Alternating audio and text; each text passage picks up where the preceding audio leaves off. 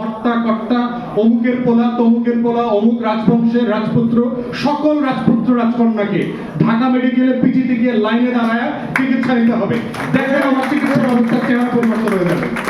কিন্তু যতদিন পর্যন্ত আপনি লুম্পেন্ট মিডল ক্লাস পলিটিশিয়ান বাটপাটদেরকে সিঙ্গাপুরে যাওয়া অ্যালাউ করবেন, ওরা বাংলাদেশের চিকিৎসা ব্যবস্থা ভালো হতে দেবে না, কারণ ওইটা বিশ্বাসই করে না।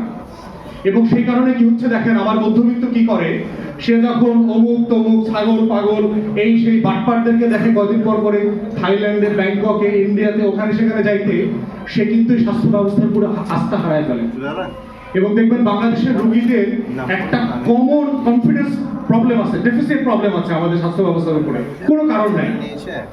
বাংলাদেশের 99% মানুষ এখানে চিকিৎসা নেয়, এখানেই বাঁচে, এইখানেই মরে, সব তো এখানেই হয়, কিন্তু এখানে কেউ ট্রাস্ট করে না। এখানে তার ডেফিসিট ট্রাস্ট আছে। এই ট্রাস্টটা কেন? বাংলাদেশের বড় বড় গণমাধ্যমে দেখবেন পত্রিকায় রিপোর্ট হচ্ছে যে ভারতে স্বাস্থ্য ব্যবস্থা বদলে গেল, পরিকল্পিতভাবে রিপোর্ট করে। আমাদের এইখানে একটা দুর্ঘটনা হাসপাতালে ঘটলে দেখবেন 10টা গণমাধ্যম ফার্স্ট পেজে রিপোর্ট করে দেয়। আপনার ইংল্যান্ডে রোগী মারা যায় না? আমি ল পড়ার কারণে মেডিকেল নেগলিজেন্স করেছি, ওখানে মেডিকেল ট্রাইব্যুনাল আছে, হাজার হাজার মামলা হয় প্রতি বছর। এনএইচএস কে প্রতি বছর 2 থেকে 3 বিলিয়ন পাউন্ড শুধু কম্পেনসেশন দিতে হয়। কই আমি তো কোনোদিন ওখানকার গার্ডিয়ান, ইন্ডিপেন্ডেন্ট, টেলিগ্রাফ, টাইমসের ফার্স্ট পেজে কোনো নিউজ পড়ি নাই যে অমুক হাসপাতালে তমুক ভুল চিকিৎসার কারণে মারা গেছে। আপনি এই রিপোর্টের কনসিকুয়েন্সটা বোঝেন?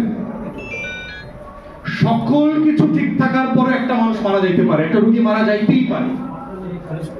যদি মারা যায়, মারা যাওয়ার তো একটা ডিসপিউট রেজলিউশন থাকতে হবে, যেটা কিভাবে ডিল করবেন আপনি। আপনি একটা পেশেন্টকে ট্রেন করবেন, হাসপাতালের একটা লোকাল কমপ্লেইন ম্যানেজমেন্ট সিস্টেম থাকবে। এটার বাইরে যদি যান আপনি হেলথের অম্বাসডার থাকতে পারে, হেলথ রিলেটেড আপনি মেডিকেল নেগলিজেন্সের ট্রাইব্যুনাল করেন, ট্রাইব্যুনালে ডাক্তারের বিরুদ্ধে, হাসপাতালের বিরুদ্ধে আপনি মামলা করেন।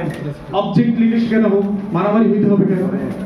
এবং মারামারিটা কোন লেভেলের দেখেন, এই মানে এই সোনার বাংলার সোনার ছেলেরা কি করে দেখেন। গত কয়েকদিন আগে এই যে ন্যাশনাল হসপিটাল নাকি একটা আছে, সেখানে একটা ছেলে মারা গেছে। ওই মারা গেলে তার বন্ধুরা কষ্ট পাইছে, ডেঙ্গুতে, জ্বরে, হোয়াটএভার, তারা প্রতিবাদ করতে আসছে। প্রতিবাদ থামানোর জন্য এরা আবার পাশের কলেজের একটা ছাত্র সংগঠনের ছেলেদেরকে 5 লাখ 10 লাখ টাকা দিচ্ছে, দিয়ে পোলাপান পিটানোর জন্য ভাড়া করছে। তো পোলাপান পিটানোর জন্য ভাড়া করছে, পরে 2 কলেজ একসাথে হয়ে গেছে, আর 35 জাতীয় বিশ্ববিদ্যালয়ের কলেজ আবার একসাথে হয়ে এসে মিছিল করছে। কি একটা বিশাল নেপোলিয়ন বোনাপার্টের মতো যুদ্ধ করতেছে, বিশ্ববিজয় করবে। বাংলাদেশে এখানে মানে বিজয়, কে বিজয়ী হবে, এই মুকুটটা কার গলায় যাবে?